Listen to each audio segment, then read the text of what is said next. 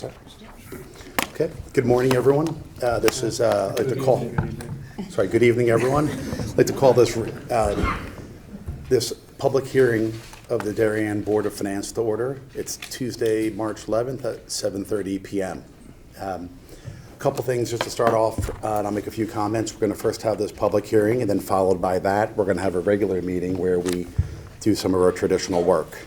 A few things about this public hearing. The purpose of this public hearing is to hear from the public regarding the proposed fiscal 2026 budgets that have been put forward by the Board of Ed and the Board of Selectmen.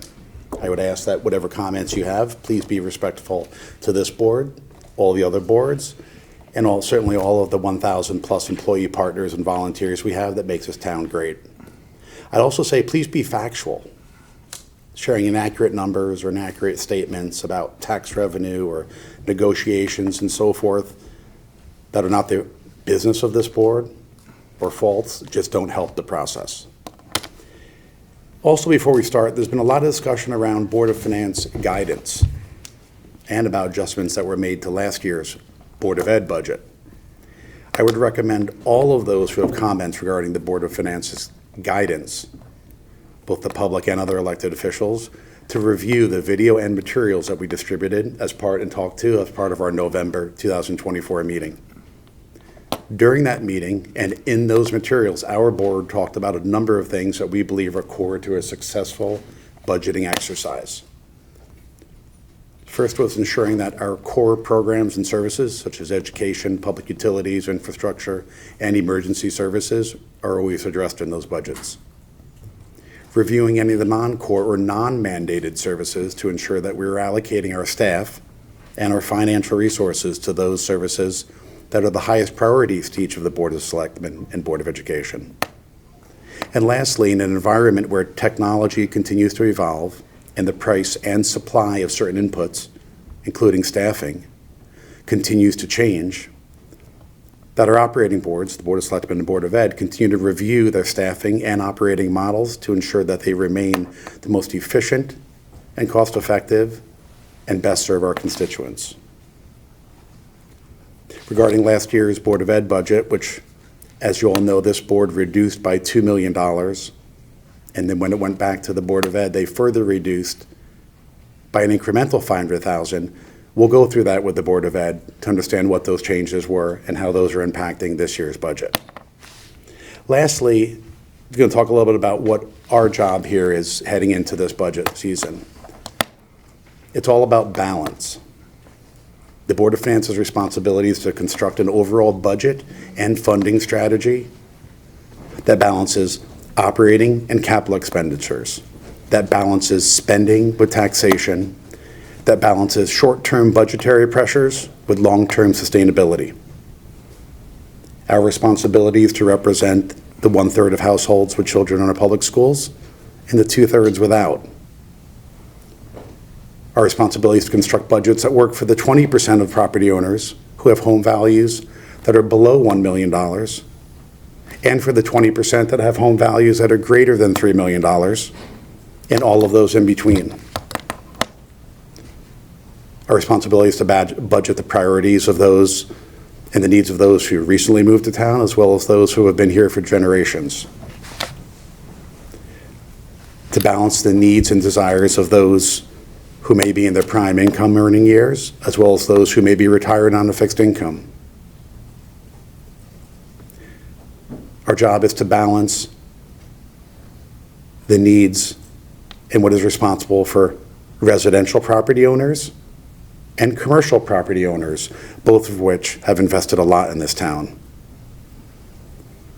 This job is not easy, but it's one that members of our board, I think I can speak for, take very seriously.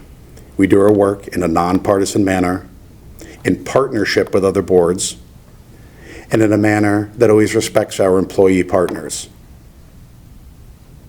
Lastly, when this board does do its work, it's not just one person making a comment or voting. There are 7 of us here, and we all have equal votes. So with that, I'd like to move to public comment. I would ask everyone to limit their comments to 3 minutes or less, and just make sure that you, if you could, sign the sign-in sheet and then just come up to the podium.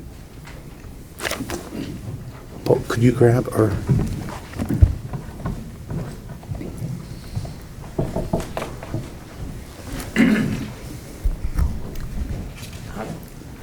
Crystal Hill, 300 Brookside Road.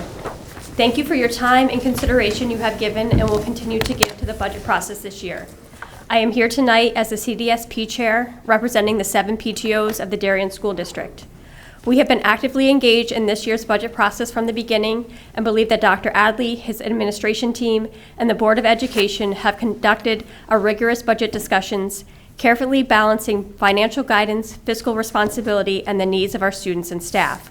Overall, we support the proposed budget that they have put forward to you. As part of this rigorous process, the Board of Education considered and discussed numerous potential efficiencies. While we recognize the importance of evaluating efficiencies in the context of budgetary guidance, many of the proposed cuts would have directly affected students and were deeply concerning to our parent communities. Eliminating the gifted programming, increasing class sizes, removing all instructional paraeducators from elementary schools, and reducing and funding mental health initiatives at MMS and DHS would have all had a negative and direct impact on students. These potential cuts prompted significant parent engagement, and we appreciate the Board of Education for listening, understanding, and ultimately approving a budget that reflects the priorities of parents and the broader community while also being fiscally responsible. Now, as the budget process moves to you, the Board of Finance, we understand that you do not have line item control over the proposed budget, and while you will not be making specific cuts to the programs and staff parents fought to preserve, we want to be clear. We believe that any cut to this budget will force the Board of Education to make adjustments that will ultimately negatively impact our schools. We consistently hear from families about how the excellence of the Darien schools play a key role in their decision to move here. The parents in this community expect public schools that are appropriately funded to ensure that the excellence they moved here for is maintained. We therefore urge you to approve the school budget at the level proposed by the Board of Education. Thank you. Thank you. Liz Lucas.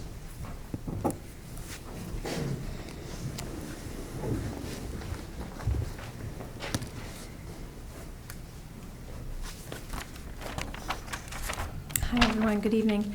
My name is Liza Lucas. I live on Old Kings Highway North in Darien. I'm the chair of the RTM Education Committee, and I'm speaking on behalf of our committee this evening. Our participation in the Darien budget process will culminate in whether or not to recommend the education budget for approval to the full RTM on May 12th. The 2025-26 Board of Education budget includes increases in fixed costs in excess of 6%, including contractual salaries, health insurance, special education, and utilities, among other items. Efficiencies were realized by organizing the security personnel, adding a 5th day to ELP, bringing ESY transportation in-house, certain technology deferrals, and the elimination of 5 paraprofessionals, among other cost-saving efforts. The resulting 4.92 budget increase is the product of reducing costs where possible and is in line with the 4.56 Durgate average increase for the education budgets next year. Our committee strongly encourages the Board of Finance to support the Darien education budget as presented and to decline to make any further modifications. Thank you for your time. Thank you. Laura Pesce Gray.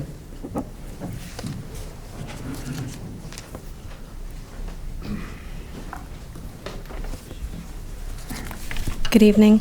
Laura Pesce Gray, 11 Parsons Walk. I'm speaking as a concerned parent, not a CDSP rep or an RTM representative. I feel strongly that the 4.92 increase should not be cut. In addition, I feel like we need a wee bit more, as Dr. Adley might say. I'm asking for a 5.16 increase. Why? Because we can't continue on this course of cutting without compromising our school excellence. We need to take our vision of the graduate and make sure that our strategic plan meets the needs of our students in year 5 and beyond. For example, in the strategic plan, goal number 1, how do we accomplish enhanced teaching and learning without the 5 paras that were on the chopping block? Also, our schools provide excellent music and art opportunities, but with the cuts made last year, we're short a music and an art teacher, which means that one teacher is covering half of middle school and half of elementary school, and we have a short for instrumental because that one person can no longer cover Ox Ridge. And there are 4 elementary art teachers to cover 5 elementary schools.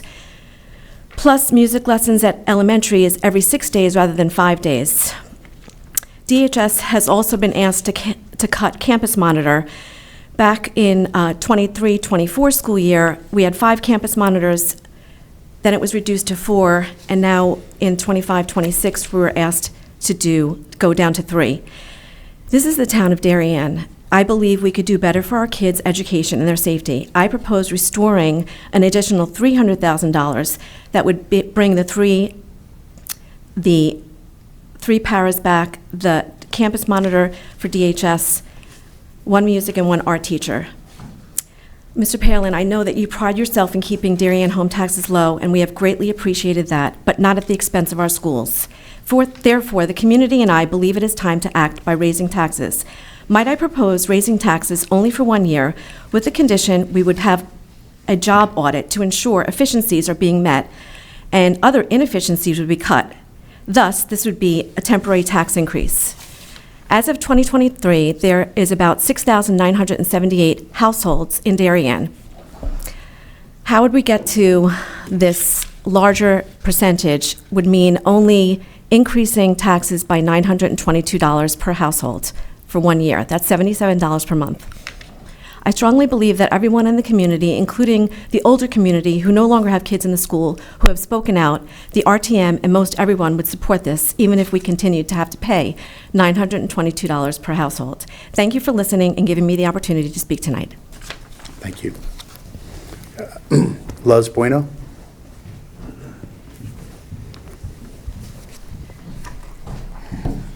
Good evening. Luz Bueno, 123 Hoyt Street. I'm not going to talk about technicalities. I'm going to talk overall about the big picture. This is a town where people that grew up here 20 years ago knew that they could get a job in New York in advertising and Wall Street. But the fact is that all the big banks have bigger operations in Florida and Texas than they have now here. So we're educating our kids, but there's no future for them in Connecticut unless we change the model. This model of the industry town is over. We have to educate our kids to be entrepreneurs. We have to educate our kids to be in technology, to be innovators, to think outside the box, to take advantage of the opportunities that artificial intelligence is going to open, that's being described as electricity level, not only for Darien, for Connecticut, because we're going to be Detroit. That's the fact. I mean, and for that, we need to invest in the schools. We cannot keep the minimum like we are doing. We need to move from survival mode to creative mode. And if you don't know what I'm talking about, you can ask your kids that play Minecraft. We need to invest in the schools, invest in technology, invest in new programs. We haven't had programs in years. I mean, we cannot spend in a new parking on the beach that is not even going to address the flooding problem. We don't need a new boat ramp. We don't need a 1.5 or whatever it was, 2.5. I don't know what is down to the garden in the other beach, in Wheat Beach. We don't need any of that. I mean, if we are going to be at core, like Jim Pellin said, for the schools. No, it's not for the schools. It's for the town. We have to get rid of all this consulting fee, consultants and all this. I looked at the budget in detail. I actually was in investment banking. This is what I did. And I did investment banking for Latin America, which this budget looks a lot like a Latin American company now, with a bunch of consultants and a bunch of funny fees and funny things that shouldn't be there.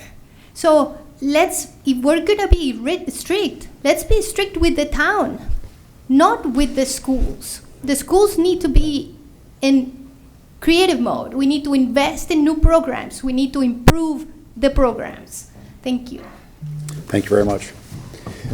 That's everyone that's on the list. Is there anyone else that wants to speak? Okay, well, just an update for everyone. We're going to close the public hearing, and we'll have a regular meeting. And just to let everyone know, we'll post on the website tomorrow the schedule of which departments and the Board of Ed and when we're going to be reviewing different topics, so you can all be aware of that. And we'll have public comment at each one of our meetings, right? And hopefully we can keep that public comment focused on what we're reviewing at that meeting. And then it'll all culminate, right now, we're scheduled to vote on the, on the, April 8th. no, no? Yes. No, hold on one second. April 8th. Yes, we're scheduled to vote on, sorry, make the final budget vote, set the mill rate and all of that on Tuesday, April 8th, right? And like in other years, to the extent something comes up or there's additional work that this board needs to do, we have the option to hold a meeting on Thursday, April 10th, if we need to, and we have a couple of years in the past. But by statute, we need to deliver the past budget down to the town clerk's office by, I think, the morning of April 15th, which is a school break. So plan for everybody, we'll be voting on Tuesday, the 8th, with a kind of possibility that, you know, a kind of rain date, if you will, if you have more work to do, on the 10th. Okay? So with that, I'll accept the motion to adjourn the public hearing. Dan moves. Jenny seconds. All those in favor? Okay, thank you all for coming. And you're welcome to stay for the balance of the meeting. Okay, good evening. It's Tuesday, March 11th at 7:48 p.m. I'd like to call this a regular meeting of the Board of Finance to order. First item on the agenda, as always, is public comment. Is there anyone here that has any public comment? No? Okay. Then we'll move to our discussion and action items. The first one is to discuss and take action on a request for an appropriation and bond resolution for the replacement of the retaining wall at the Noroton Heights Fire Department for approximately $2,006,100. I know we have.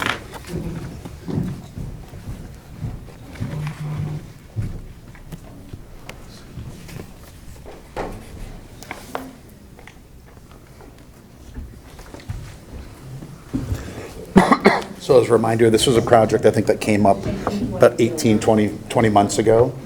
And we've approved some money to be able to hire a consultant and to perform a lot of the work that they've done up until this point. So turn it over to you, Chief. Actually, Past Chief. Sean, Sorry, Past sorry, Chief. Sean, Past Chief. It's okay. I think when I started this, I was Past Chief and all that. So. Okay. But it's been a few years, and like Jim said, we did start, we did come back. Let me just go through the presentation because it actually states it in the presentation. So first, just a little bit of history. The retaining wall was built back in 1950 when the building was actually constructed. So, and then in the 1990s, sometime in the either early 90s or late 90s, the railroad tie wall was added to prevent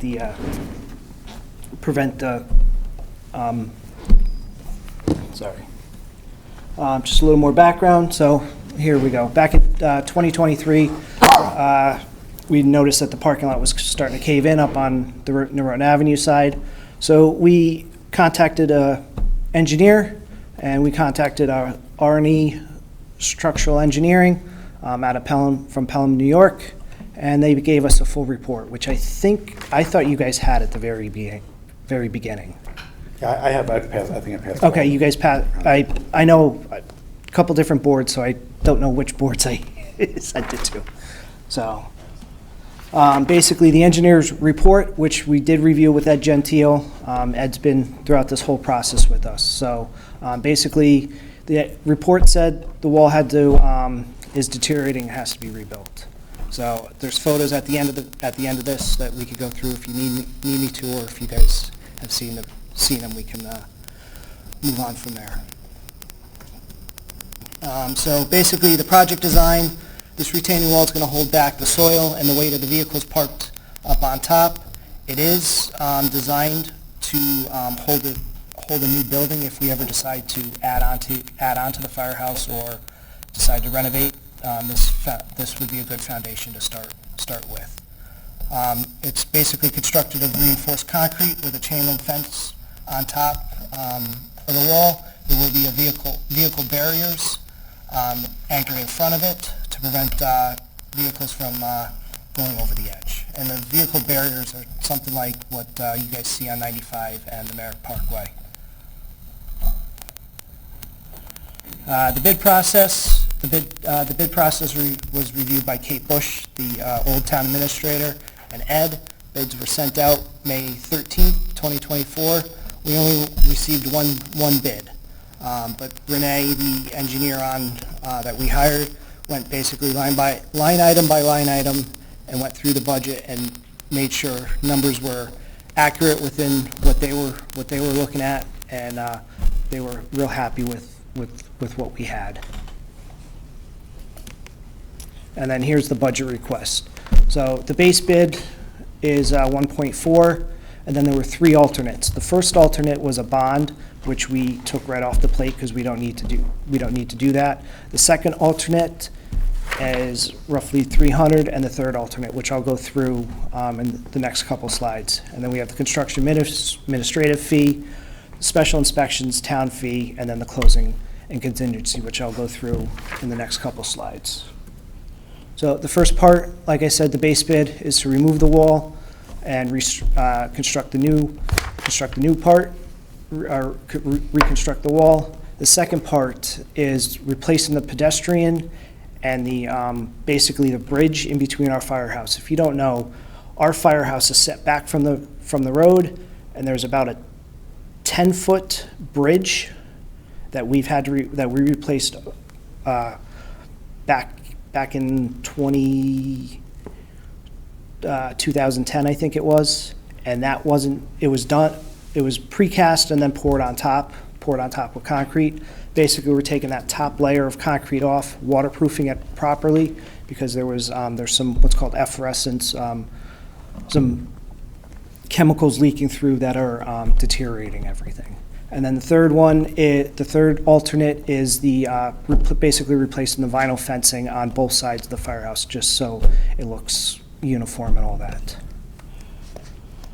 The construction phase, which is based on a 62-week construction period, weekly meetings, and then it's also, and within that construction phase, they'll review any kind of materials that are coming through to make sure that there is what we want, and it's also to get us through the permitting process and get us through basically shovel ready to finalize details with the contractor and stuff like that. And then special inspections is basically a third party will come out and do most of the inspections, because the building department here in town, we work together with them, and we don't know all the ins and outs of concrete and stuff like that. They have special people that do a lot more research and have a lot more knowledge in that. And then the closing costs for the engineers, basically just to get the as-built, the paperwork finalized to get back to the town, so we could get basically a CO and close the project out. Town fees, building department, as you guys know, is $10, which they're waiving that fee because it's a town project, but we still have to pay the state fee. It's a state education fee of 26 cents per thousand. That's throughout everything. And then the contingency is just basically how I round it up to do it, basically a $2 million, to keep it right at $2 million. I know Jen added in for what the issuance costs and all that. And then here, would you like me to go through the pictures, or? Yes, please. Okay. So this picture is, the picture on the left is basically us standing at the upstairs, looking down towards the VFW. If you could see, there's some divots and stuff like that in the asphalt. The picture to the right is we're standing on the pedestrian walk going into the firehouse. That's basically the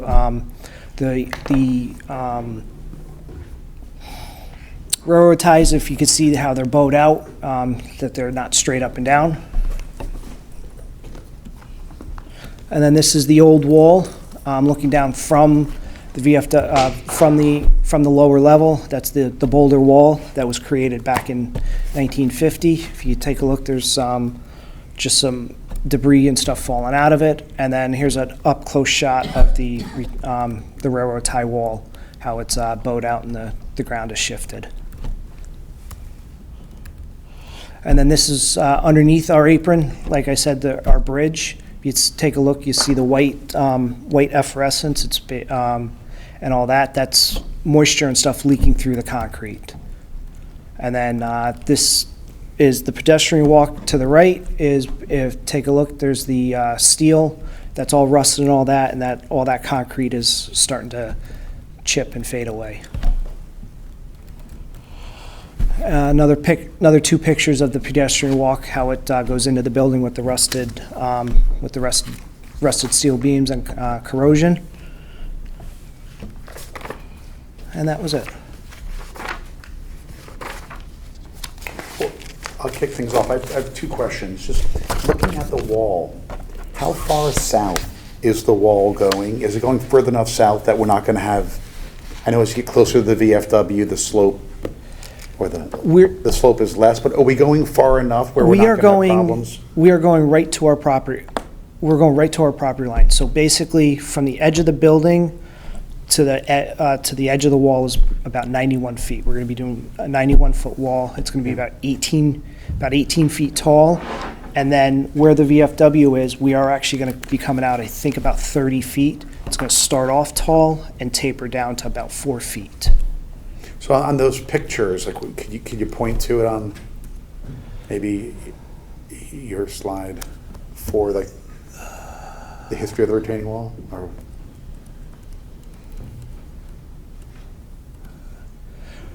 So basically, the wall's gonna, how do I want to, so yeah, the wall's gonna come straight across here and then come straight down. I don't, roughly where the end, let me see if there's a,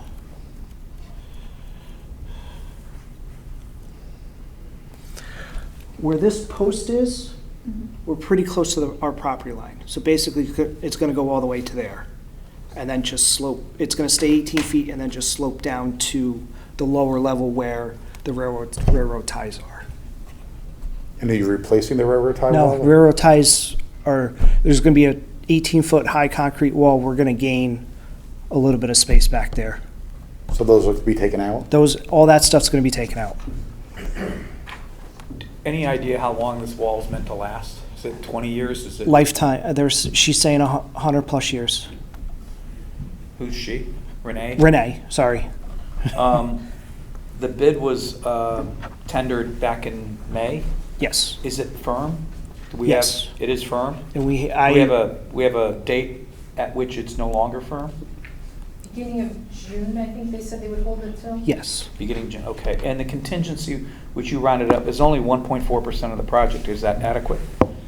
You said there's contingency in the construction bid. There is contingency within the construction bid, yes. Do you know what percentage of the construction cost? I'd have to look back. Is contingency? I would like to say it was either 10 or 15%. It was a higher number than what I think it should have been originally, but that's what I don't have the bid with me. It's on my desk. Thank you. I apologize. Just one other question. So on the building itself, remind me, who actually owns the building? I believe we do. Back, I saw an email floating around. Jeremy Ginsburg from P&Z went down and got the deed, and the deed was sold to us for the building was sold to us for $1. So I believe it's under us. And us being the Noroton Heights Fire Department? Yes. And is that set up as like a 501c? Or? 501c3. Okay. I have a question.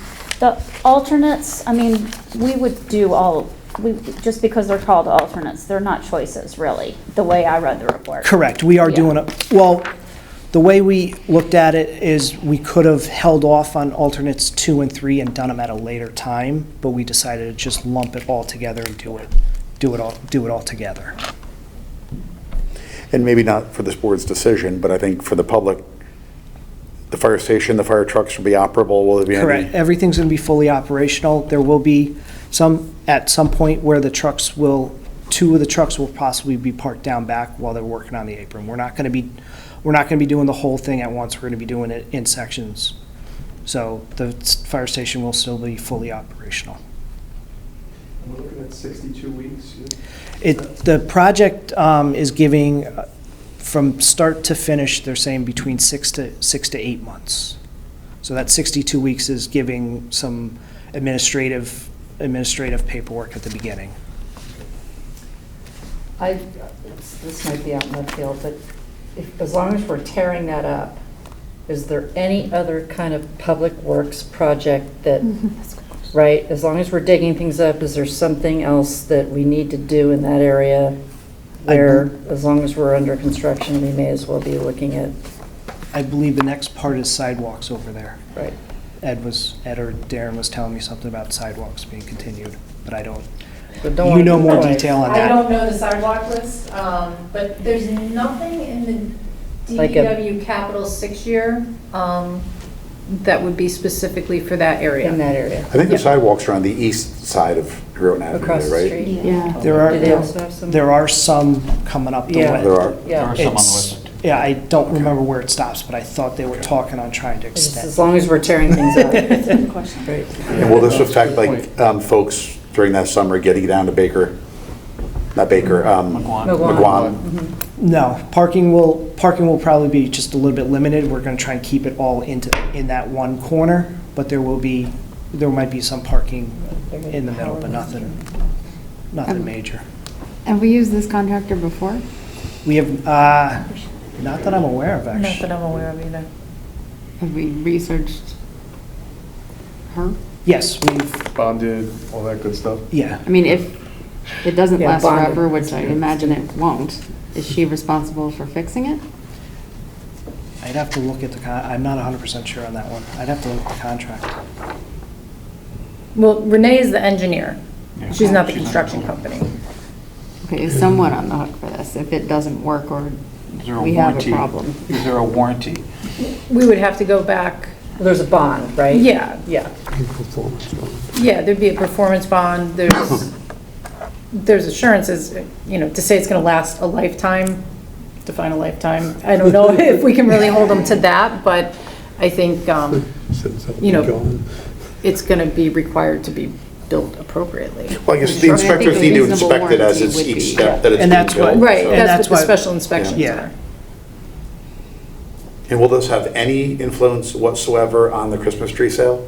No, because it's on the other side. Okay. That was for the Board of Finance. not- Yes, that was. Okay, any other questions? Well, I appreciate all the work on this. I know it's been a long time planning, so. So both you and Ed, who's not here. Thank you. Thanks.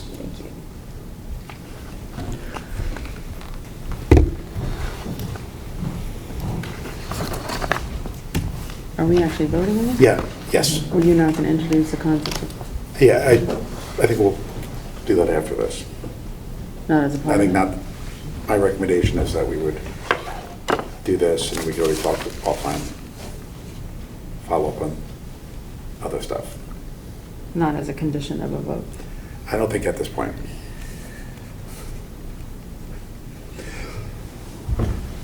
So, as you know, we're passing a bonding resolution, which is both an appropriation and a bonding resolution. So I would entertain a motion to approve a resolution appropriating $2,006,100 for costs associated with the Noroton Heights Fire Department retaining wall replacement project and authorizing the issuance of bonds and notes in the amount of $2,006,100 to meet said appropriation. Rob moves. Paul seconds. All those in favor? Okay. Unanimous.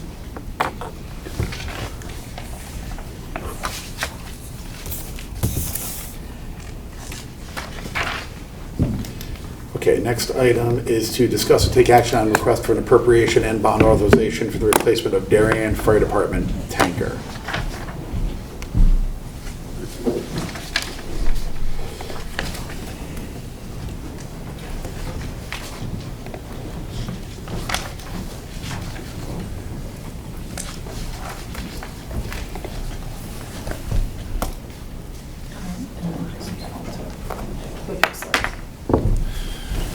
Good evening, everybody. I'm Chief Brian Francois from Darien Fire Department. Hope everybody's doing well tonight. I'm here to make a request for a new tanker, and I have a slideshow I'd like to present to you, and then open up to questions. So the current tank we have is a 1996 Mack commercial line cabin chassis with a 96 US tanker body. It's a two-man cab with 2,500 gallons. It's got a small 750 gallon minute pump. It's got all the standard features on it for a tanker, for the discharges, the hose cross lays. And then with this truck, it's limited on how much we can pump water with it because it is a smaller unit. The reason we're looking to upgrade this truck, it's 96, it's 28 years old. By the time we go to replace it, it's going to be 32 years old. One of the biggest problems I'm having with this truck is that particular model was discontinued somewhere in the early 2000s, and trying to identify and track down parts for something this old has become very difficult. A couple of the issues I had was a fuel tank started leaking on it, it rotted out on it. I'm not able to get a new tank for it. We're going to have to custom build a tank for it. I'm having issues with the side dumps to actually dump the water out onto a seam into the portable tank. Some of the valves are having issues. This truck is lacking a lot of safety features. Back when this truck was produced, there was no anti-lock brake system, rollover protection, no airbags, no emergency stop system. And then there's a few things that with the new tanker, with the different natures of emergencies between the larger homes that are not in the hydrant district. One of the biggest thing is EVs, electric vehicles. We are seeing a huge problem with them. You can generally see on one of those fires, we use about 10 to 12,000 gallons of water. So if you're on 95 where hydrants are limited, if accessible at all, everything is a tanker response. We do have a smaller tanker in town at the Heights Department. I believe that's 1,800 gallons, 2,000 gallons. So those are some of the issues with the tanker. The reason for the tanker is to supply water at structure fires in non-hydrant districts. And one of the biggest areas is I-95, where water supply is very limited. We do get tractor trailer fires often enough.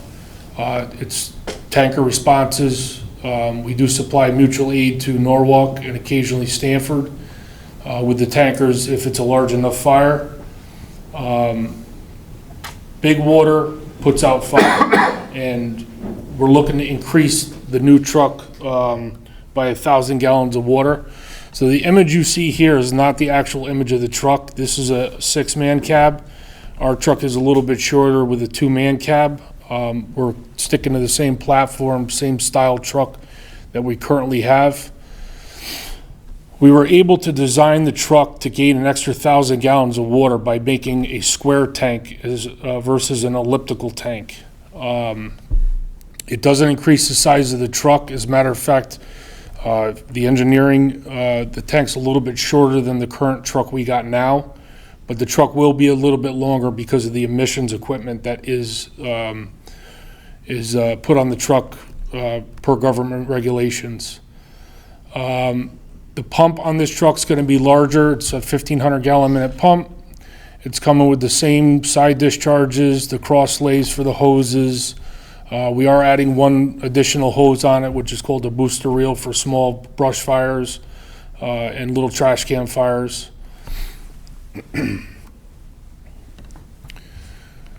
It's a backup water supply. So during Superstorm Sandy, there was an issue down in Greenwich. They had a house fire that wound up turning into several house fires.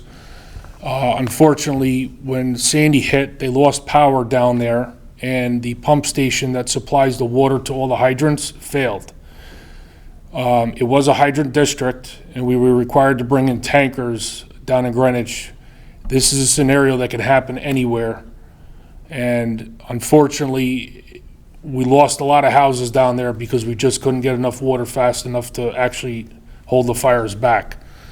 I want to say it was 3 houses and 5 accessory structures down there that was lost that night. So tankers are very important, especially when you're in an area that you don't have hydrants, and majority of the streets up in the North Country, the northern end of town, they don't have hydrants, so we rely on the 2 tankers we have here in town, as well as mutual aid support from other districts, Stanford, Wilton, New Canaan. They'll bring water in as well, depending on the nature and the level of the incident. The total cost that I'm looking for is $1.75 million. The truck itself is at $1.59. There is a $70,000 contingency in there for the engine. Unfortunately, with government regulations right now, I can't determine what engine's going to be put in this truck in 4 years. It's something to do with the emission standards that's constantly changing. I am the town fleet mechanic, and I do a lot of purchasing for vehicles. I run into the same problems when we go to purchase the other town trucks. We know that we're going to get a particular brand of engine, but we don't know what the engine's going to cost at that far out. Included in this is about $18,000 in equipment. The portable pond. The portable pond is put on the side of the truck on an incident, and the tankers come up and they drop the water into the pond, and then the engine will siphon out the water out of the pond and provide the water to the fire scene. What this does is allows the tankers to get into a line and constantly dump water instead of disconnecting hoses and having a period of time where there is no water supply to the fire. So you're essentially creating your water source right next to the truck, and you have a continuous flow of water as long as we have enough water coming. A couple of things on there, the intake gate, which is something that's required for if we have to draft out of a pond, a pool. The hard suction tubes, that's what actually goes into the water on a pond or pool. The booster reel, there's some small elbows and miscellaneous fittings. Some of the greater costs on the equipment, $25,000 for radio equipment. I know that seems high. Unfortunately, when it comes to Motorola, everything that we go to purchase from them is expensive. We have tried alternate brands. They don't last. I just don't know how Motorola does it. They're the leading in the market, and they provide a quality piece of equipment. I know that we do have radios in town that are over 30 years old that are Motorola's. About $12,000 in hose, $11,000 in nozzles, $15,000 in appliance and adapters, and then about $5,000 in small hand tools and equipment. So I know originally when the equipment, the fire truck replacement account had I think it was $1 million. Is that correct, Sean? It was $1 million. Those numbers were pre-COVID. Some of the things that are driving the costs up here are the raw material prices have significantly increased. I know that when I go to buy materials to build stuff down at the garage, my metal cost doubled and sometimes tripled depending on the type of materials that I'm buying. The third-party components, the engine, the transmission, the axles, they all substantially increased. There is still a significant delay in getting those parts. Believe it or not, it's still a COVID effect. The fire apparatus market is basically owned by 3 publicly traded companies now. They've absorbed the majority of the apparatus companies, and they're kind of holding they're holding the market, and there's not a whole lot you can do. The company that we're going with is still independent. We already have one of their apparatus in our firehouse, our ladder truck. We are happy with it. It's been a very good truck for us. A couple years ago, we purchased the rescue, and the rescue should be delivered sometime this year. I am big about utilizing the same equipment because it allows us to have inventory on parts, which cuts down on downtime for the vehicles. So if you're using the same motor, same transmission, same tires, same everything down at the garage, I stock a lot of these parts, and a majority of the components that are on this truck also are the same components that's on our fleet vehicles, such as the big plow trucks, the Vector truck, and some of our other support equipment for DPW. So that's kind of huge. It cuts down on the downtime for a piece of apparatus where it can be fixed relatively quick, especially on some of the smaller things. And that's my presentation. I'd like to open up to questions. Board have questions? I think you were answering the question I was going to have, is what happens to the old tanker? Do you strip it for parts and hang on to what you can? That's going to So the old tanker, the components on that truck gone. are not going to work for anything that we have throughout the entire fleet in the Okay. town. There is a small market for used equipment. I actually run the auction. We have an auction up right now for some DPW Parks and Rec equipment. We use that. It puts it out to a very broad audience. And some of the things surprise me with the numbers coming back. There's a piece of equipment on there that I am shocked that somebody had put that kind of number on it. Yay for the town. Okay. But there is a market for a used piece of equipment like this. I know some of the other boards had questions about donating it to a less fortunate department. That's something that I would assume that I'll have a conversation with Jen at the time to see what direction we want to go at the time. And we can figure that out at a later date. I mean, we are still quite a few years away from this even happening. The dimensions of the truck, you said it's going to be a little bit longer. Correct. Is that going to restrict its ability to access anything in your zone? So the way the plan's read now, it's about 2.5 feet longer. When I go out to the factory, that's when we actually physically sit down with the engineers and make modifications to the truck at that time, just like we did with the rescue. There's a couple things on there that I can change that may shorten this truck up so it's only a foot longer. And that's not a big increase for something of this magnitude. It's, when you get into fire apparatus in the communities up in the northern regions here, bridges are a huge problem for us. That's why we need to buy custom apparatus, is to be able to get our apparatus underneath the bridges. We have 3 bridges that are very low. The one downtown on the Post Road, which gets hit quite often. I'm sure everybody's seen the truck under there a time or two. And then you have Leroy and Raymond Street. This particular bridge will be able to go under the Post Road Bridge, but not the other 2 bridges. That's not a big deal. A couple of other pieces are the same way. We always make sure our engines are able to go under all the bridges though. But unfortunately, that's where you get into customization, is to be able to meet the needs of your community and be able to travel the roads. And in Darien, we do have some smaller roads, some tighter roads. This truck is pretty much in line with what we got now, so I don't have any concerns about this not being able to get to, a scenario that we haven't had in the past. So in the consolidating market, how do you make sure? I know it's a customized vehicle, so it doesn't really lend itself to like going out to bid. But how do you make sure that the price we're getting is a competitive price? Quite a few years back, we signed with a couple different cooperative buying networks. One of them was an HGAC contract. We've used Sourcewell in the past for purchasing. So these are bid out.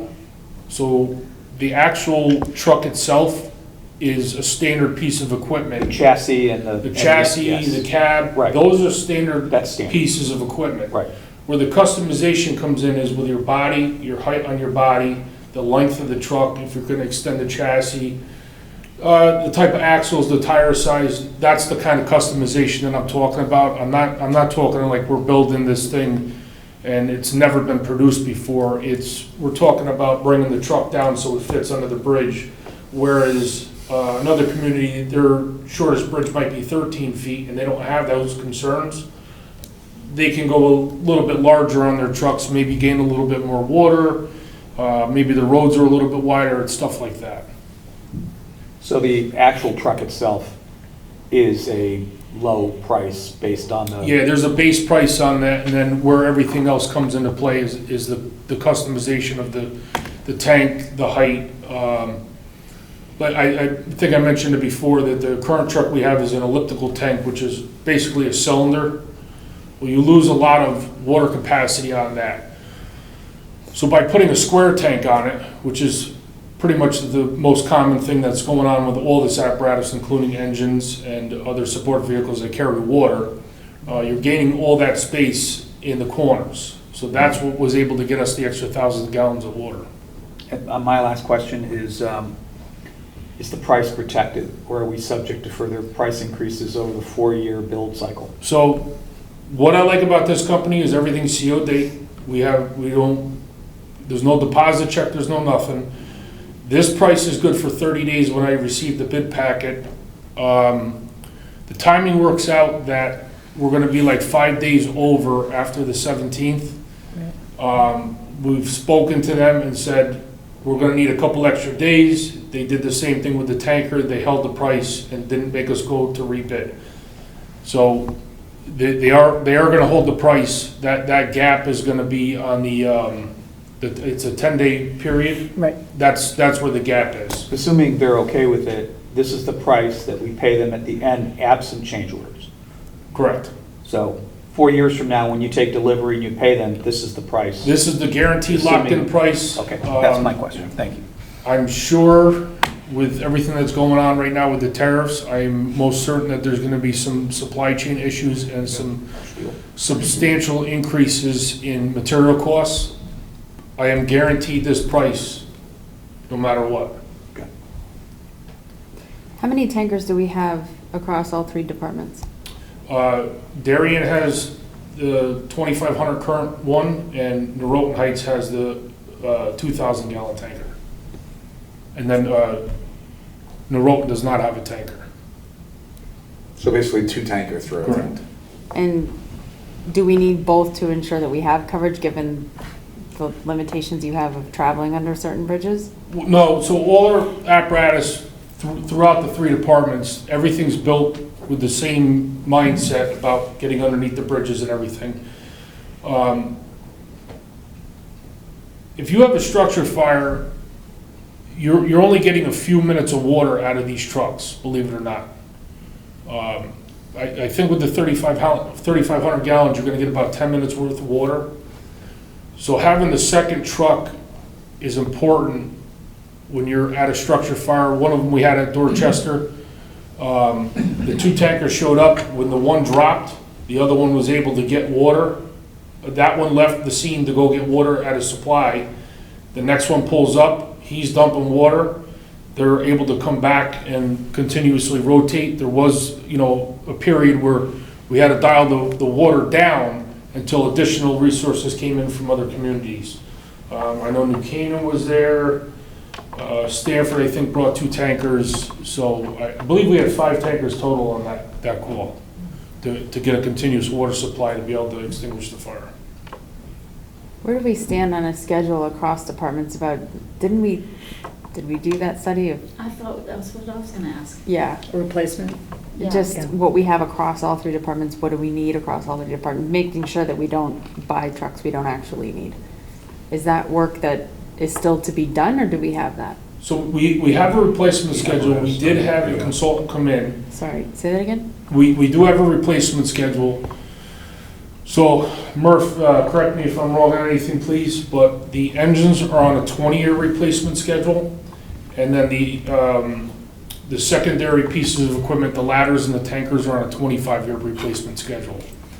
And if I'm correct, I believe the consultant report said that we were actually keeping apparatus too long.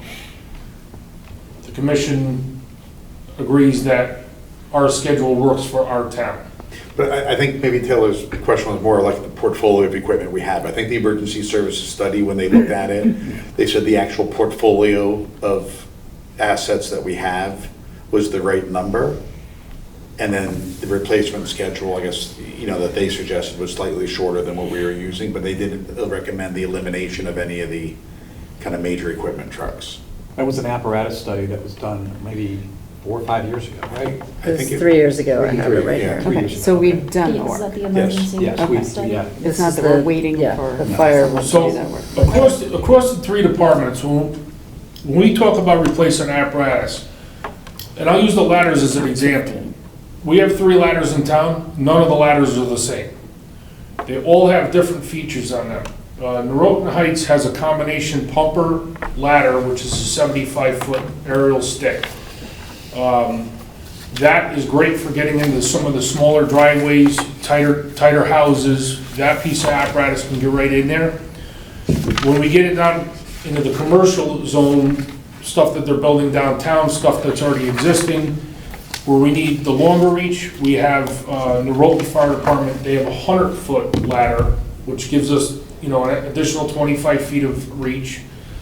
And then when Darien, we have something which is a bucket, basically a bucket truck. So the 2 people can be in the operator station and be up in that area for extended periods of time, especially if we have something that they need to put water on for hours on end. So all 3 pieces of equipment are not the same. They all have different features that allow us to effectively get into different areas for different situations. The rescues are the same thing. The 3 rescues in town all have different features.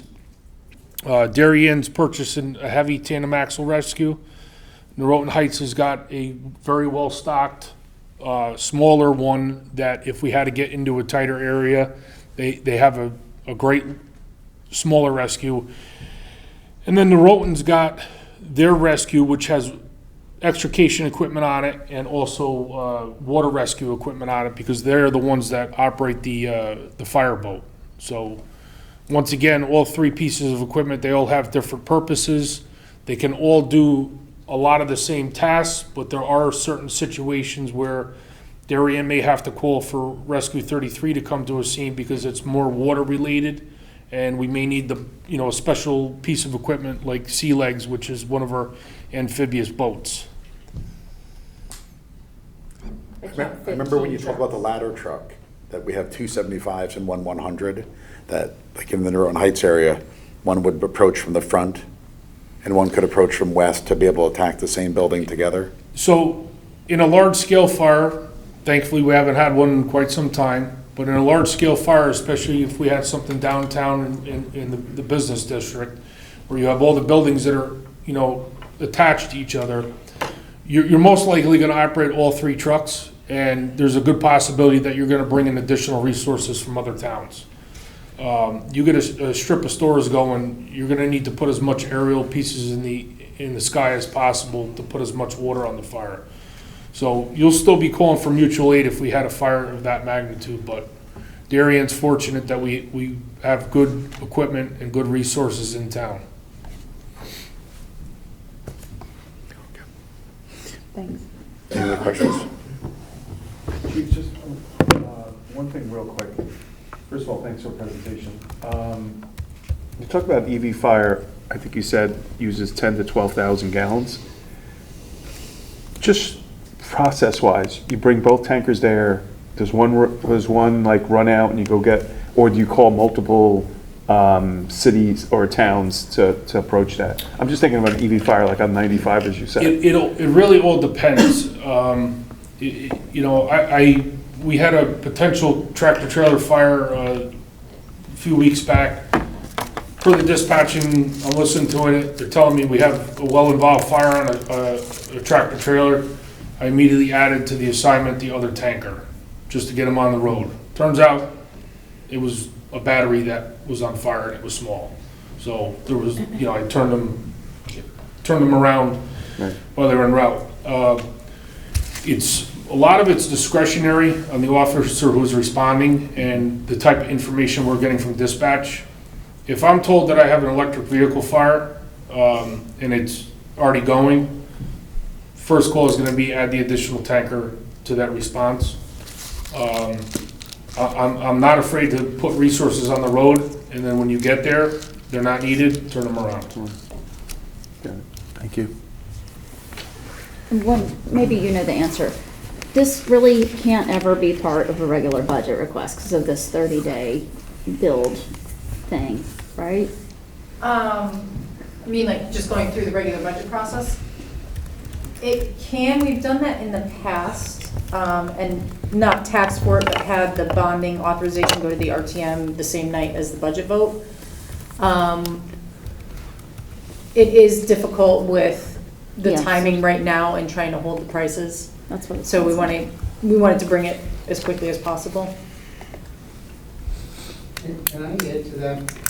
The Board of Finance, the Board of Selectmen requested, and it was voted in early January, for what constitutes an off-cycle request, of which this is, as well as the retaining wall. Both of these meet the criteria that the Board of Selectmen approved, because both of these have been discussed previously during the budget cycle, and we were either waiting for final information or other things to bring it forward. So since this was already discussed, bringing it in during the year and the fact that these are being bonded really meet the criteria that was approved by the Board of Selectmen. Unfortunately, there's a lot of unknowns in purchasing equipment, any type of vehicle. Jen's kind of well involved with that. And I've had to go back and we've had to ask for additional funding a couple of times to try to, cover the gap from the purchase of something. One of the things I really do like about this company, though, is it's locked in price, and then there's no deposit, there's no nothing until the truck arrives, and then we sign off that the truck was built to our specifications. A lot of the other manufacturers don't do that.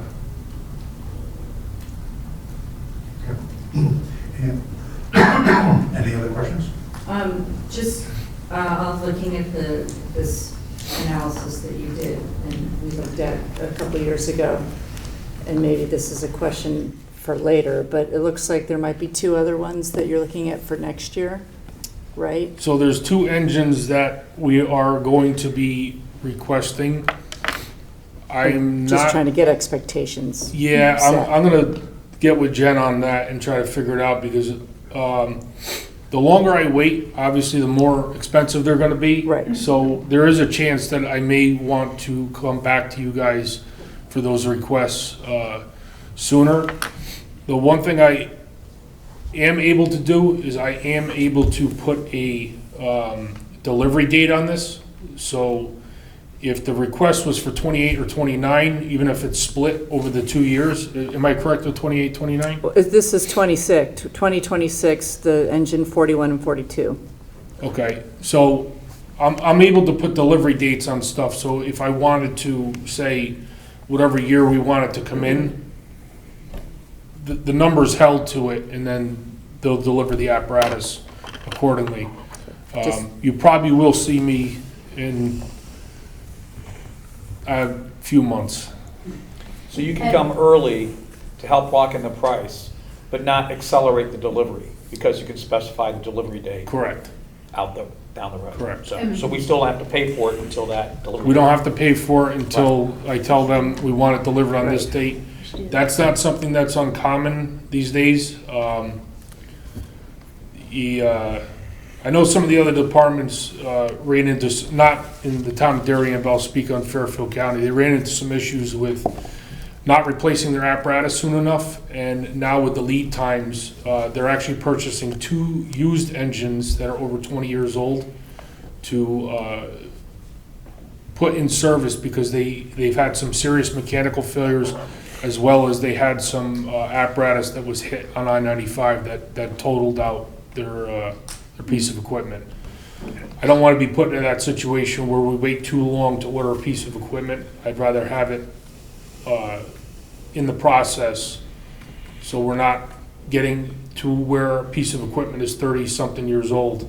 Unfortunately, with the lead times now, if I had known this when we had started this, I probably would have been here much sooner, not knowing that the lead time was going to be this long. One thing that has been talked about, I think John Zagrodsky's talked about it with Sean, we've just kicked around the idea of updating the apparatus replacement schedule to reflect kind of an order date and a needed by date. Because it used to be about 2 years from order to You used to be able to delivery. get a piece of apparatus in 18 months. Yeah, 18 months to 2 years, and now when we're talking 4 years, we need to start, the order dates might move up in the apparatus schedule, but the delivery dates will be about the same. That's We're not looking to get the apparatus sooner than understood. what was reflected in the year that it was supposed to be purchased. Just with the lead times, you know. We got to back up. Yeah, and to me, it makes sense because you're gonna get the way I look at it, you're gonna get the cost savings, you're gonna get today's price for 4 years from now, as opposed to if we waited 2 years to order it. Yeah, it doesn't in go that- down. No, no. The financials are also more favorable. When we used to get 18 to 24-month fire engines, it was 25% down, 75% on delivery. Now we're seeing 100% when we receive delivery. Zero down. So that makes a little bit of a difference. Okay. Okay. Good, any other questions? Brian, thank you very much. Thank you. And the department for everything you guys did. Can you just close the laptop for me? Thank you. Well, I'll entertain a motion for a resolution, to approve a resolution appropriating $1,755,300 for the purchase of a tanker and authorizing the issuance of bonds and notes in the amount of $1,755,300 to meet said appropriation. Paul moves. Lynn seconds. Just one point of clarification, you're bonding the equipment, not, you're bonding the vehicle, but not the small equipment that's being added, that's why the number's a little smaller? No, the number's a little bit more because it's bonding All of it. all of it. Yeah, thank you, Matt. Well, okay. The total I don't is think it, 175. Where's the total number? I thought the bonding total is, okay, never mind, I got it. 5,000. My mistake, go ahead, keep going, sorry. So the motion's been moved and seconded, so all those in favor? That's unanimous, or 6.5 votes? What was the total? It's unanimous, 7 votes. I'll keep putting it in the minutes because it looks like $1,755,300. Should I type that in there? It'll be in the minutes, it just didn't carry through from the agenda software. Okay, so next item on our agenda is going to be discussed and take action on the resolution to sell bonds and/or bond anticipation notes, which is, this is further to our discussion, what discussion you all had last week. Yes, thank you all for coming, appreciate the time. Thank you, have a good day. Thank you, everyone. Give me 1 second, I have copies of something for you that I left on my desk.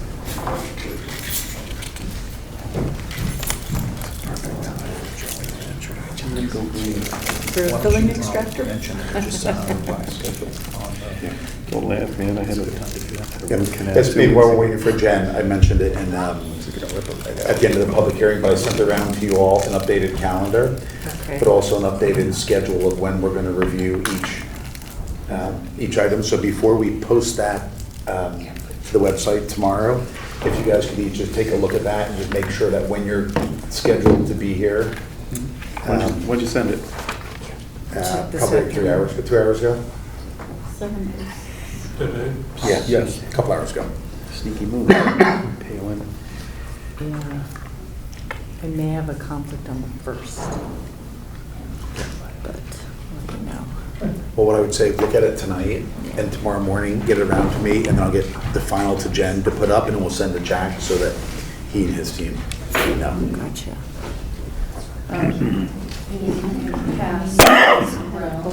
So, as a reminder, there's really 2 things we're doing. We're issuing bond anticipation notes to kind of roll the the second half of the Great Island purchase, and then long-term 20-year bonds for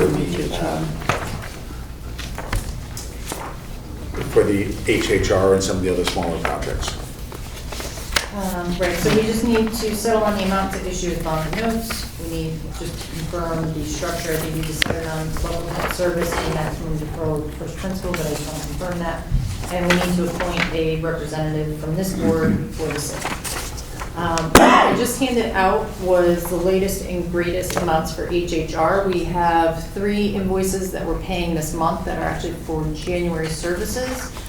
And then I went through every calculated, so not significantly different, but if we want to be covering what those are, drawing our cash balances down, and then covering from either March of 25, or February 25 to March of 26 is on the first page, and then $12.5 to $12.8 million range for each one. Or if we want to borrow a little bit more and go out to June 2026, that's the second page, and it's about $15.5 to $15.7 million for each of them. So if we do HHR to March of 2026, the total we would issue as bonds is $41,155,000.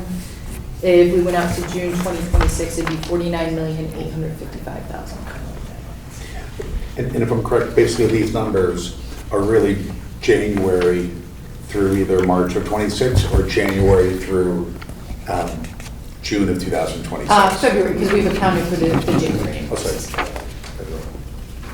And what we had assumed in the pro forma was about 46 million, so that was kind of right in the middle of these 3 scenarios.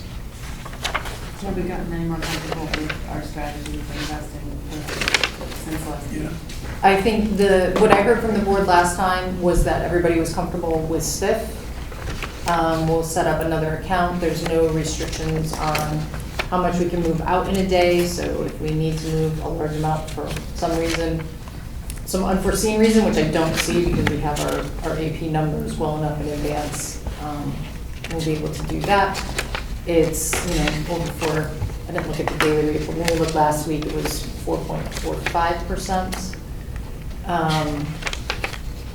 So the treasurer is comfortable with that, this board seems comfortable with that, so I think that's our best option. I kind of remember though also discussing about, and maybe it was just me, but we can move the money into STIF right away, but then that would give us time to either set up an account for T-bills, look into other options, or exactly that, is to look as to whether we should, because again, right now we have an advantage going into STIF, but we can't, that's not locked in.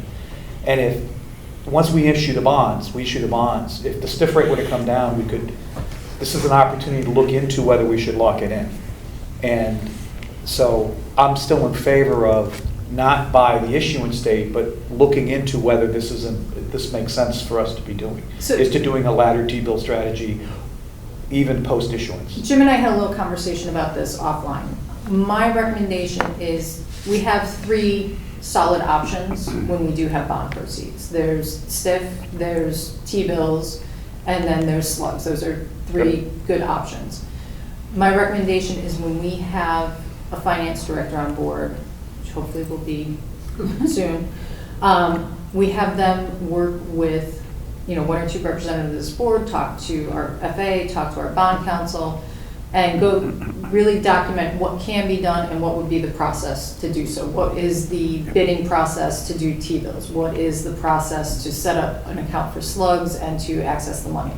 And have that all documented so that either on this issue, if we see that we want to go a different direction, or at least for future issues, that's well documented and we know what our options are. I'm fine with that. Yeah, as long as we're looking at it at some point down the road. Yeah. Yep.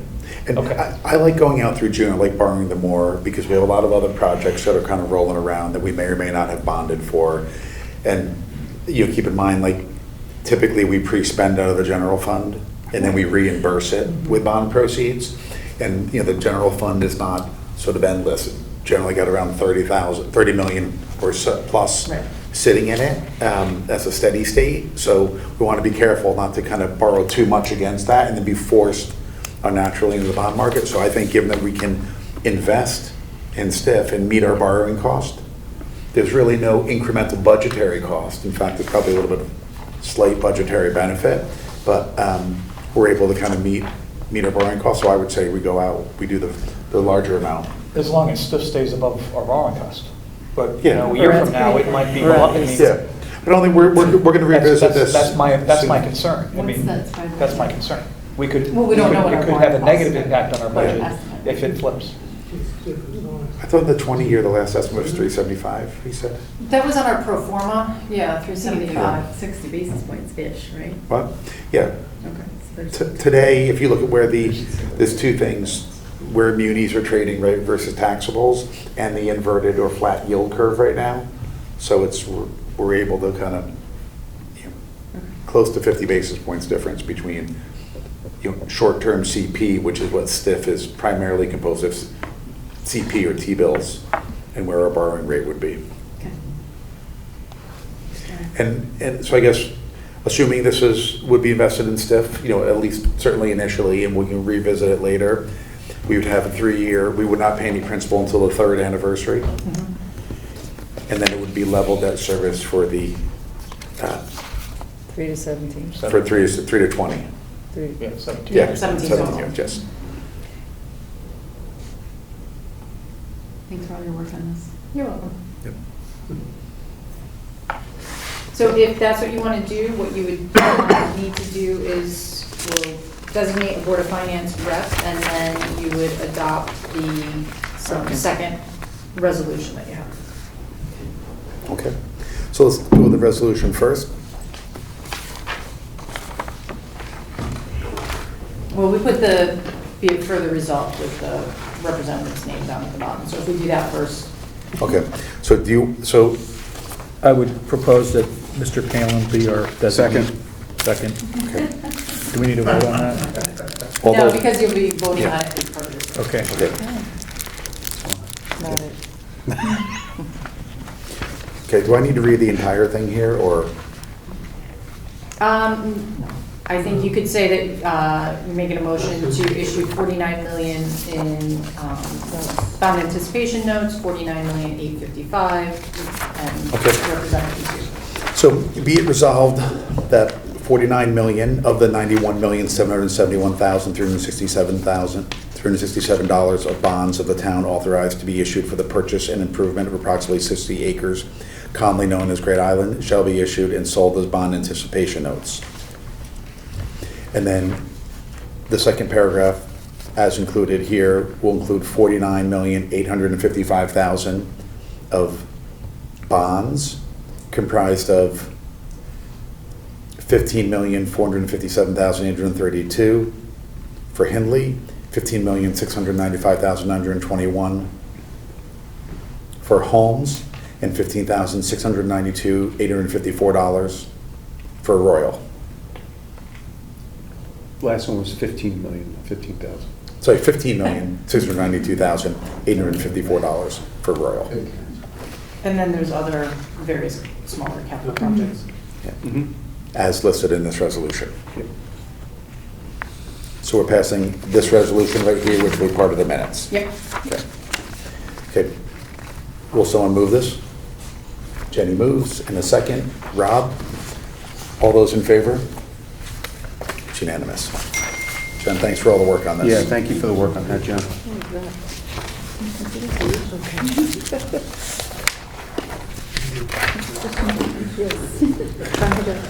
So, next item is going to be the review and close out of certain projects inside the capital non-recurring account.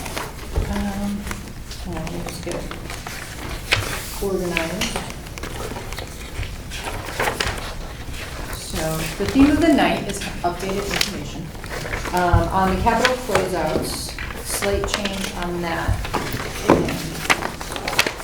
When I did this first, and then I did the ARPA report, which showed one project for Rings End Road Bridge was over budget in ARPA by about $6,500. originally, we did have an RFC and RE project for that. We were gonna close it out for $1,247. I'm recommending that we remove that from the closeout, leave it open, and then I can use the RFC and RE administrative reserve to cover the balance of what we're over for the ARPA project. We put $20,000 in there with it intended to be used for the ARPA stuff that we couldn't quite capture and obligate by December 31st. So what that does to this is you'd be closing out $321,270.42, and your BOF reserve after the closeouts would be $484,865.48. And Jen, are we implicitly sort of transferring some dollars to other accounts where there's shortfalls here? Yeah, so if there's small negatives, Yep. it gets washed out. Yep. What I do want to call your attention to, so the closeouts are pretty straightforward. They're on pages 2 through 4. On pages 5 through 14 is the listing of all the projects that we are requesting to remain open. As the Board of Finance, it's in your purview to decide that you don't want to keep it open, but these are projects that are in process. I did highlight in gray the ones that have been open, or that the original appropriation was before fiscal '24. So we're really looking at, they've been open for 18 to 20 months now at this point.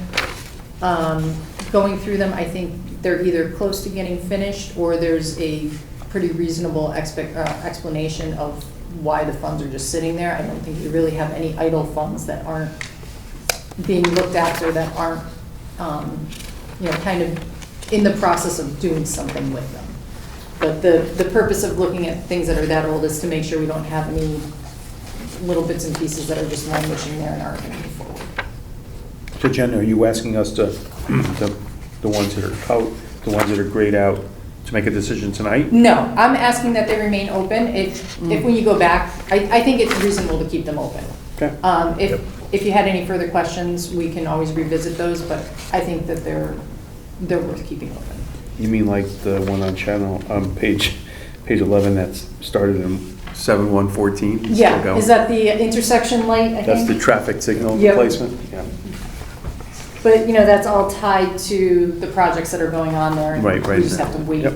for some of these things to run their course. So what I am asking of you tonight is to make a motion and approve closing out the $321,270.42. Okay. So I'll accept the motion to close out $322,518 of accounts of projects within the reserve fund for capital non-recurring expenditures, with the netting as shown in our packet here. Is that correct? Slightly revised, With I think. but excluding the Rings End Road bridge repairs.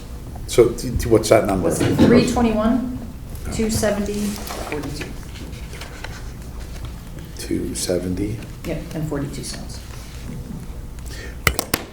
So to close out, $321,270.42. Right. Moved. Rob moves. Dan seconds. All those in favor? Unanimous. And do we need to vote to keep the other ones open, or do we just Nope. have the option to Nope. close them if we want? Exactly. No action will keep them open.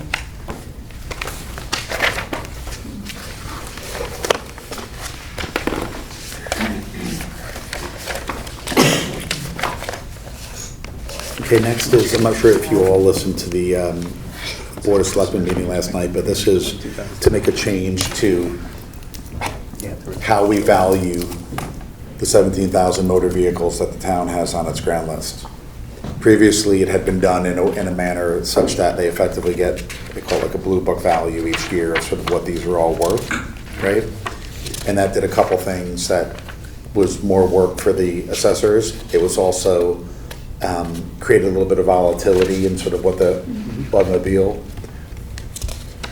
tax would be, or the allocation of the grand list, of the automobiles within the grand list. And then also from a kind of taxpayer's perspective, you could have years where maybe the value went up, or it wasn't necessarily predictable what your taxes you'd be paying on your motor vehicles. So this effectively takes and sets up a schedule that basically starts what the MSRP is or would have been at the date that you bought it, and then depreciates it from there. when the state originally came up with that depreciation rate, which basically drops by about 5% per year, and then it hits, and it's never less than $500, the state realized that I think there would be a large drop in some of the towns in terms of the value, and so basically it was bumped up by an extra 5%, but still decreases of 5% per year. Right. And that, for us, creates, as we transition, it's a relatively small percentage, about $300,000 of change in the grand list, In terms of tax revenue. in terms of tax revenue. In terms of assessed value, at 85%, using the 85% starting depreciation scale, our motor vehicle dropped about $19.4 million from the prior year. If we adopt the scale that starts at 90%, it actually increases our motor vehicle assessment by about $27 million. So that puts us a little bit more back in line with what our historical distribution was between property and motor vehicle. And all this is really doing is allocating. When we allocate our taxes, we spread it across the whole grand list. So there's personal property, there's motor vehicle, there's commercial property, and there's residential property, with the latter. A modest increase to the assessed value of motor vehicles as permitted by the state. Correct. And it's going to generate incremental tax revenue. Right. It would shift tax revenue from the other categories. Right. Yeah, yes, right, exactly. Reallocate. No, this is all our tax money. This is just your property tax bill that you get for your. Yeah, so you're spreading the same amount of taxes over a modestly higher grand list because motor vehicles have gone up modestly. Correct. Right. Yep. And we Okay. already applied it? It's in the process? No, so the assessment method is in state statute. And as of the 10/1/24 grand list, the state statute changed it to that 85% scale. When assessors started working on their grand list, it became very apparent that this is causing a big decrease in the motor vehicle portion. So the state, just last week, the governor signed the state bill, I think it was approved the week before, that allows municipalities to choose to adopt the 90% depreciation scale. So if we do nothing, we have to use the 85%.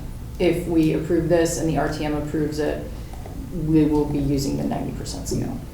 I think it has a little bit less of an effect on towns like Darien where you're underneath the state cap. Yes. There are some, out of the 169 towns, there are some that are above the certain level where the state basically says, regardless of what your mill rate is, you can't charge more than, is it 28?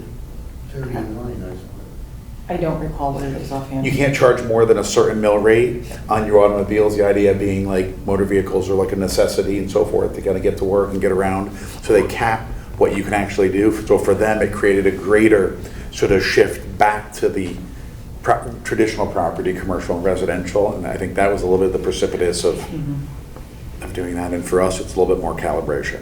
Yes. But it doesn't create any more tax dollars, it doesn't force us to collect any more from our residents, it's just kind of how we allocate it.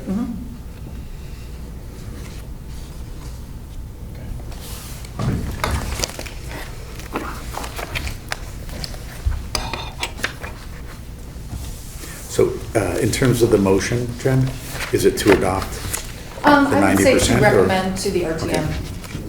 Okay, so I'll accept the motion to recommend to the RTM that they accept the proposal of the Board of Selectmen, which would be to take the alternate kind of depreciating method that starts at 90%. Jen motions, Dan seconds. All those in favor? It's unanimous. Okay.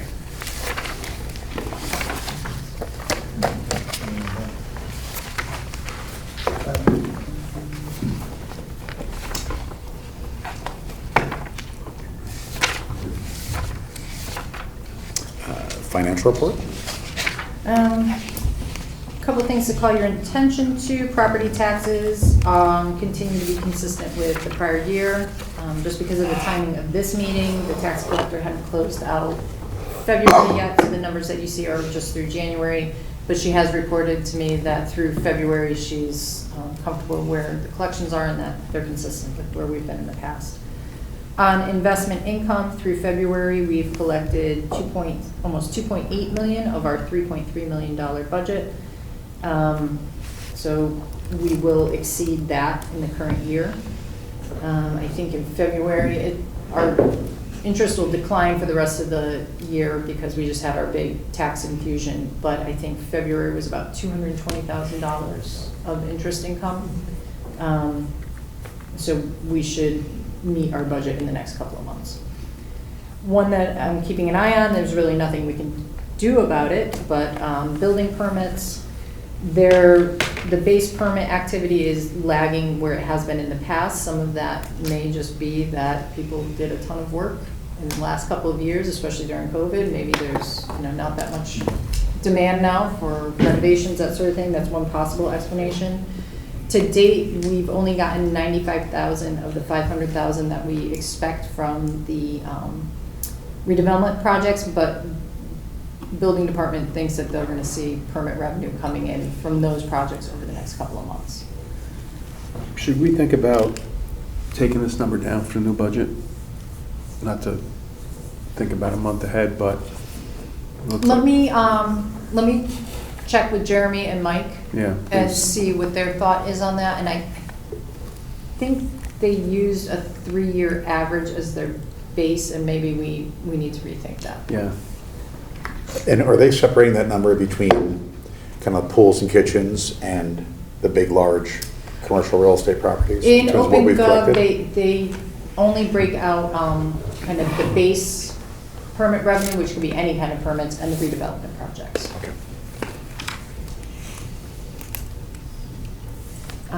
On the schedule, when are we reviewing building department? I think it's the 18th, if I just saw that right. Building department? Should be the 18th. 18th. Okay. 18th, yep. Yeah. Yep. Next Tuesday.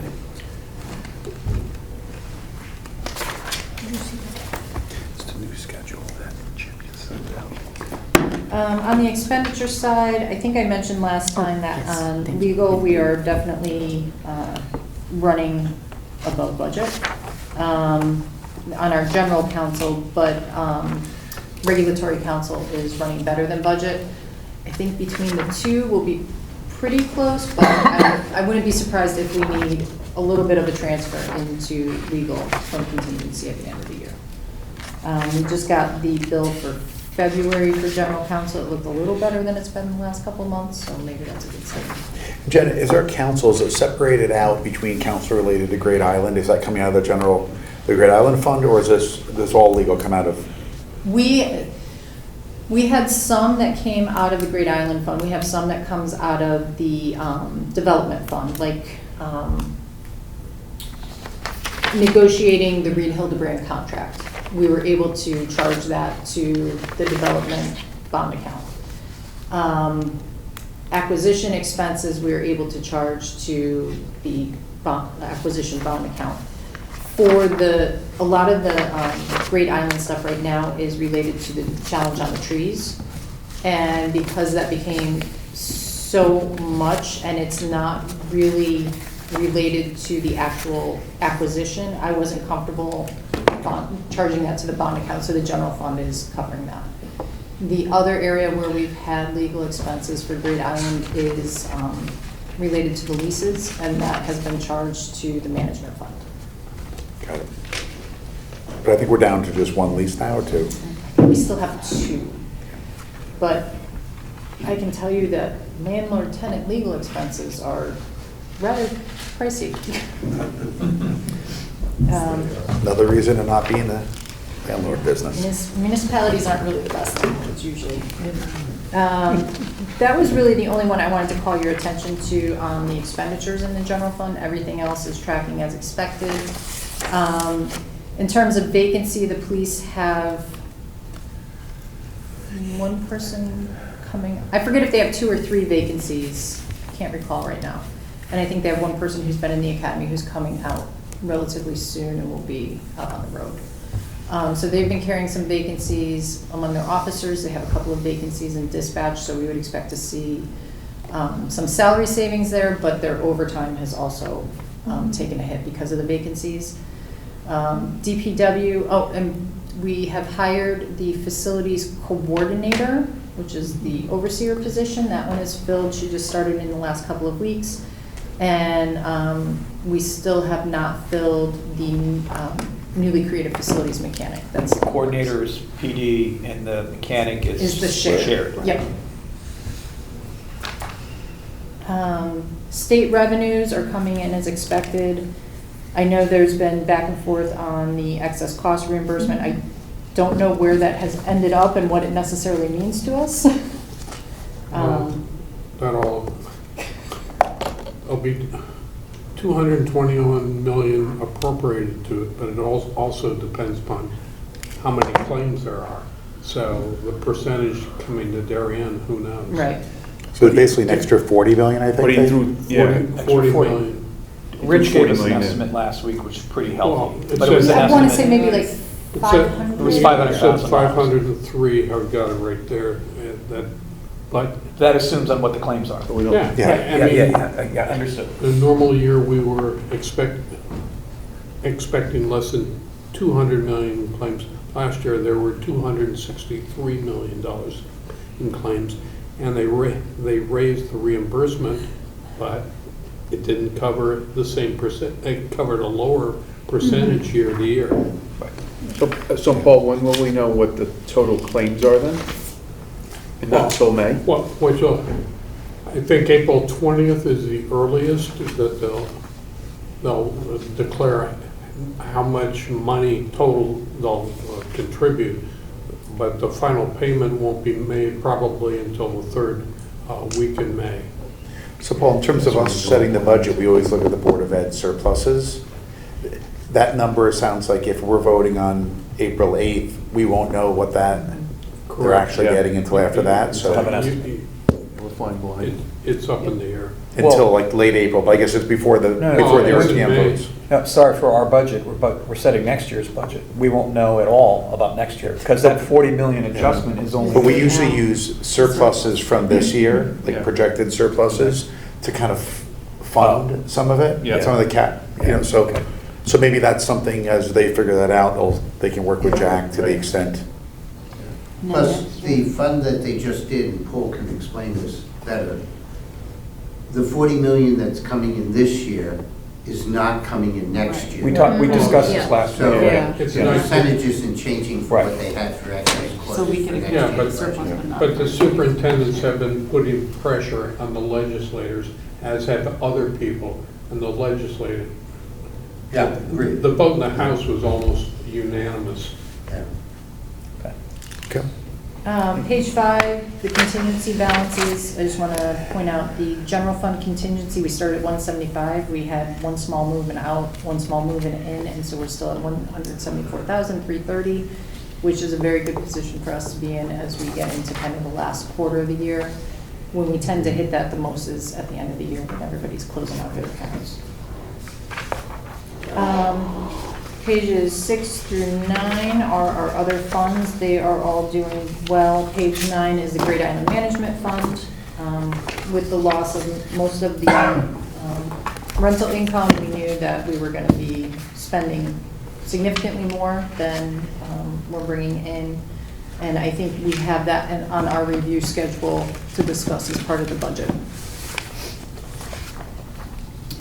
Active bonded projects, this is really kind of the beginning basis for how we developed what we're bonding, and those are all in good shape. We're all in the right timelines, everything's within budget.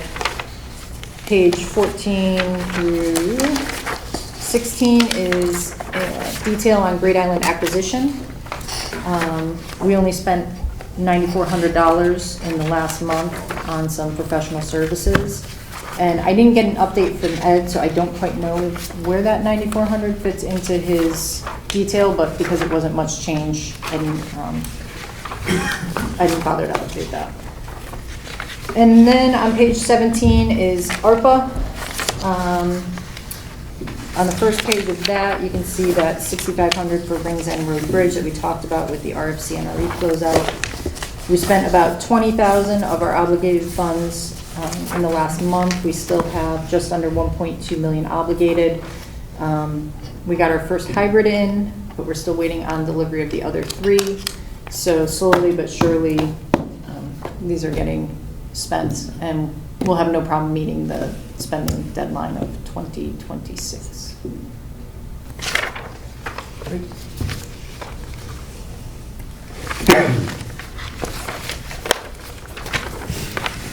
Okay, minutes for our January 14th meeting. No change. I went through them, I didn't see anything, I don't know. Yeah, I mean, I didn't see anything. I didn't see any changes. Okay. makes two of us. Accept the motion to approve the January 14th, 2025 regular meeting minutes. Ellen moves, Rob seconds. All those in favor? Unanimous.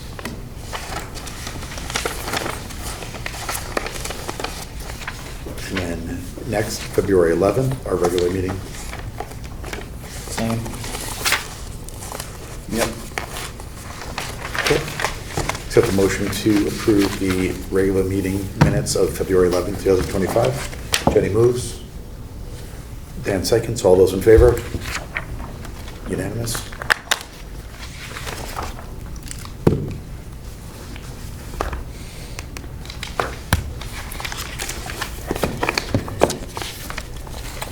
Special assignments, Rob?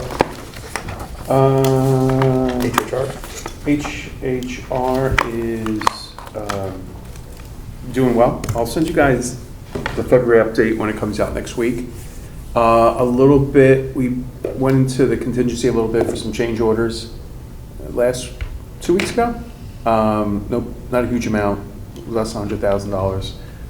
But everything at this point is on time, on budget.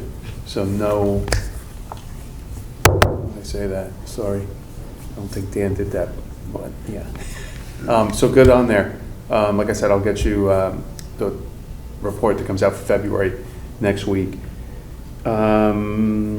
Civilian dispatch, we have a draft of a contract.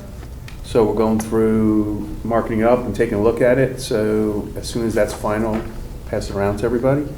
We met with just audit. We met with the audit manager / partner last week. Everything went well. I don't know if you guys had any comment to it, but just another really good job by Jen and the team and the auditors. And guess what? More wacky, what do I want to say, regulations coming down the road. Stuff that you sit there and you're like, well, why is this going on a financial statement? But we'll get to it. But yeah, it went well. A couple new adjustments in terms of how we have to account for projected sort of, I guess, like payouts under vacation or other types of employee things that we have to now probability weight. Somebody that's... Even if we don't incur a cost for them? Yeah. Somebody stays up late at night thinking about, why isn't accrued vacation time on the balance sheet? Yep. So that's all. That's my tweet. Thank you. For me, Great Island, we continue to move along in terms of the development of the master plan. About a week and a half ago, they had another community engagement seminar here at Town Hall. Lasted sort of half the day. Things are starting to take shape, literally in terms of designs of what certain traffic patterns could be, what could take place at certain buildings and so forth. They're starting to prepare cost estimates around what some of the different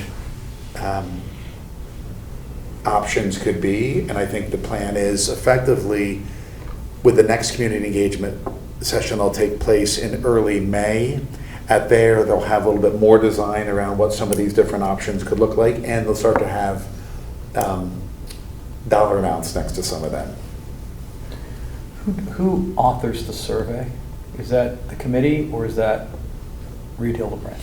Well, the committee, with the assistance of Reed Hildebrand, kind of creates it, and then ultimately we recommend that plan to the Board of Selectmen. That survey? The surveyors? The survey. The survey. Who authors the survey? Reed Hildebrand authors it, and then it usually comes out to the committee for comments. Okay. And I think we're going to work to try to improve a few things for the next survey. I think there were some questions that they were trying to entice answers out of that were... There were some questions where you weren't allowed to give a none of the above type of You had to force rank things, but yeah, exactly. Yeah. So I think we'll make some adjustments to that. It was. And, you know, again, I think we're trying to solicit answers kind of before we have all the descriptions, so it's, you know, it's a survey, it's meant to give us general directional feedback, but certainly got input from a bunch of people about improvements we can make next time. Other than that, no real comments on, nothing else on Great Island. Paul, anything on pension or? Nothing. Okay. Chairman's report, next Tuesday, starting to review our first set of budget items. I know we're having some meetings with more of our colleagues on the RTM on Thursday morning, I think with police and others, so let's all make sure we're ready to discuss next Tuesday. So with just an observation, that with their finance director acting as our town administrator, normally we give her 3 or 4 days at most to get back to us with questions.